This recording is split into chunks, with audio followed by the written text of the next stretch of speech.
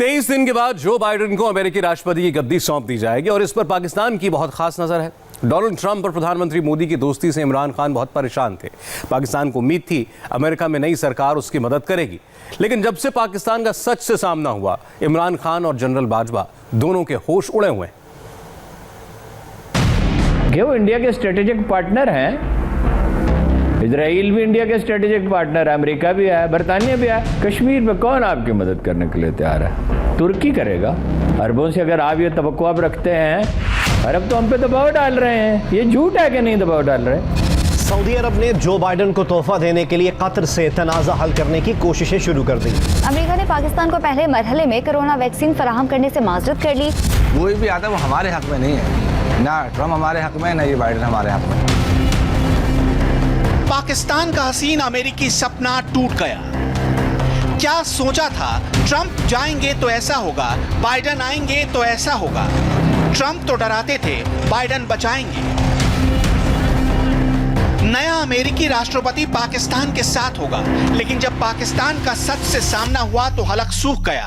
आंखें फटी की फटी रह गई, क्योंकि ट्रंप की तरह ही बाइडेन की दोस्ती इंडिया से है और वो कश्मीर पर भारत का साथ देंगे। सबसे पहले देखिए जो बाइडेन की जीत से पहले पाकिस्तान में कैसे झूठे ख्वाब दिखाए जा रहे थे। जीत से पहले जो बाइडेन का भारत को पहला सरप्राइज। अमेरिकी सदारती उम्मीदवार ने कश्मीर में भारतीयों के खिलाफ आवाज उठा दी। कश्मीर और आसाम में भारतीय हुकूमत के इकदामात मायूस कुन करार दिए। कश्मीरियों के हुकूक के लिए जरूरी इकदामात उठाने का ऐलान।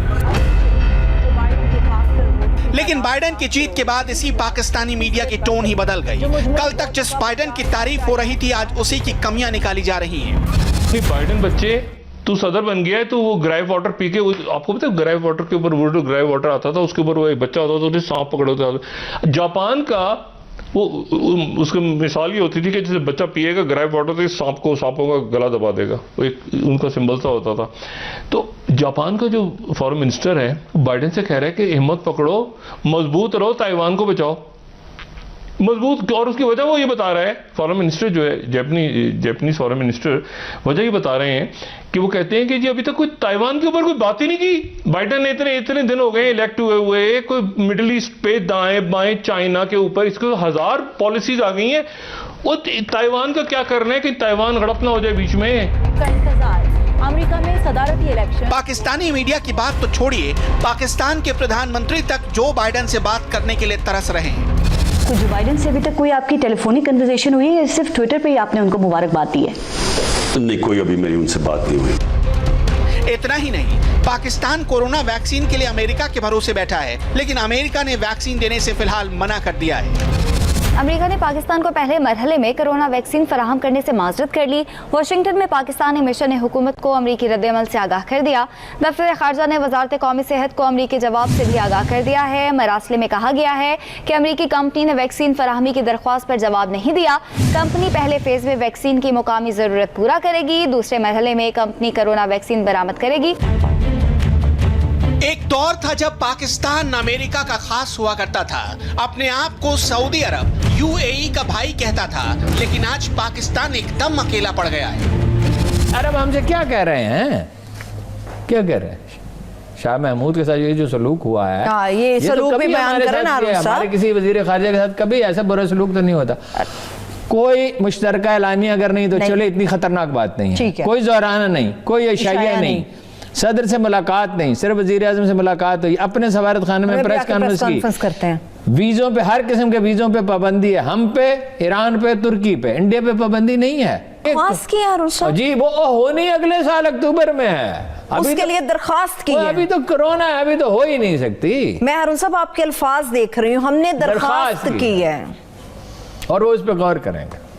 और अभी वो हमसे क्या कह रहे हैं? क्या कह रहे हैं? एक ही डिमांड है ना, एक ही डिमांड। दो एक चौधरी तो अमारात वाले हैं, एक चौधरी हैं सऊदी अरब वाले, बाकी तो गरीब मुल्क हैं।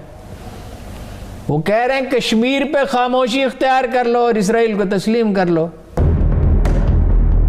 सऊदी अरब और यूएई से इस दूरी के लिए इमरान खान और जनरल बाजवा डोनाल्ड ट्रंप को जिम्मेदार मानते हैं। उनको लग रहा था कि बाइडेन आएंगे तो सऊदी को अमेरिका से दूरी बनानी पड़ेगी, लेकिन ट्रंप की एंटी पाकिस्तान पॉलिसी को बाइडेन भी आगे बढ़ाएंगे। सऊदी अरब ने जो बाइडन को तोहफा देने के लिए कतर से तनाज़ा हल करने की कोशिशें शुरू कर दी। फाइनेंशियल टाइम्स की एक रिपोर्ट के मुताबिक डोनाल्ड ट्रंप की अमरीकी इंतखाबात में शिकस्त के बाद सऊदी अरब ने कतर के साथ 3 साल से ज़्यादा अरसे तक जारी रहने वाले तनाज़े के हल की कोशिशें तेज़ कर दी हैं। वली अहद मोहम्मद बिन सलमान के इस इक़दाम को बाइडन इंतज़ामिया की हिमायत हासिल करने का इक़दाम करार दिया जा रहा है। सऊदी अरब, मुत्तहिदा अरब अमारात, बहरीन और मिस्र ने जून 2017 में कतर से सिफारती और सफरी ताल्लुकात ख़त्म किए थे।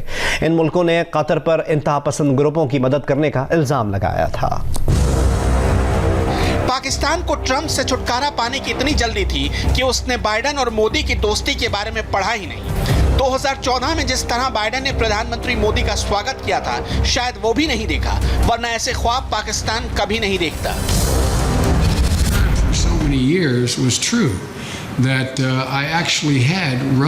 मैंने जो इतने सालों से सुना था वो सच निकला। मुंबई में मेरे रिश्तेदार भी हैं। सच में एक प्रेस कॉन्फ्रेंस के बाद मुझे एक तस्वीर दिखाई गई जो मेरे परदादा के दादा की थी, जो इंग्लिश समुद्री जहाज के कप्तान थे, जो इंडिया में रहने लगे।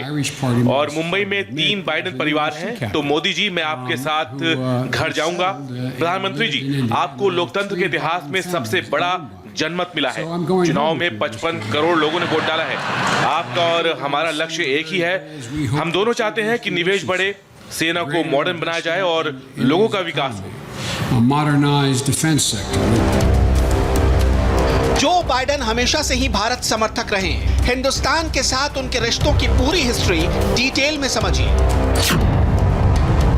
साल 2001 में बाइडन ने भारत पर प्रतिबंध हटाने के लिए बुश सरकार से अपील की। 2008 पे हुए भारत अमेरिकी न्यूक्लियर डील में उनका अहम रोल है। आतंकवाद के खिलाफ जंग में अमेरिका और इंडिया को एक साथ लाने का काम किया। 2013 में बाइडन ने अपनी पत्नी के साथ भारत दौरा किया और मुंबई में कारोबारियों के साथ कॉन्फ्रेंस की। 2016 में दोनों देशों के बीच सैन्य सहयोग बढ़ाना बाइडन की ही पॉलिसी का हिस्सा था। अपने कार्यकाल के दौरान बाइडन ने सुरक्षा परिषद में भारत की स्थायी सदस्यता का समर्थन किया था। 20 जनवरी को जो बाइडन अमेरिका के 46वें राष्ट्रपति पद की शपथ लेंगे और उनके एजेंडे में पाकिस्तान के दोस्त या मालिक जो भी कहें, चीन ही है। अमेरिका और भारत दोनों का दुश्मन चीन है। बाइडन पहले ही साफ कर चुके हैं, चीन को वो माफ नहीं करेंगे।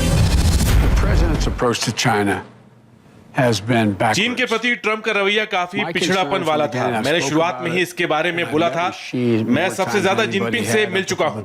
चीन को एक बात मैं साफ कर दूं कि यहाँ पर इंटरनेशनल नियम है। अगर वो उसको मानेंगे तो हम भी उनकी सुनेंगे, अगर नहीं तो हम भी नहीं। पहले बात ये थी। और दूसरी बात, यहाँ पर कोरोना वायरस के लिए चीन को सजा देने की नहीं, बल्कि यहाँ पर ये बताना है कि हर किसी को इंटरनेशनल नियम का पालन करना होगा। It's about insisting that there be international norms that are established that they play by. चीन भी जानता है जो बाइडन राजनीति के पुराने खिलाड़ी, इसलिए जब बाइडन ने खुद जीत का ऐलान किया तो चीन ने उनको बधाई नहीं दी। मैंने देखा है कि मिस्टर बाइडन ने ऐलान किया है कि वो चुनाव जीत गए हैं। हमें अमेरिका के चुनाव के फाइनल रिजल्ट का इंतजार है, जो कि अभी कोर्ट पर निर्भर करता है।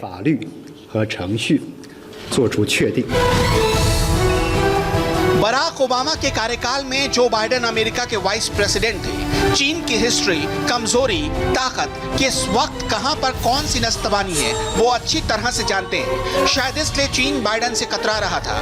जब चीन बाइडन से इतना घबरा रहा है तो अंदाजा लगा सकते हैं पाकिस्तान की क्या हालत होगी।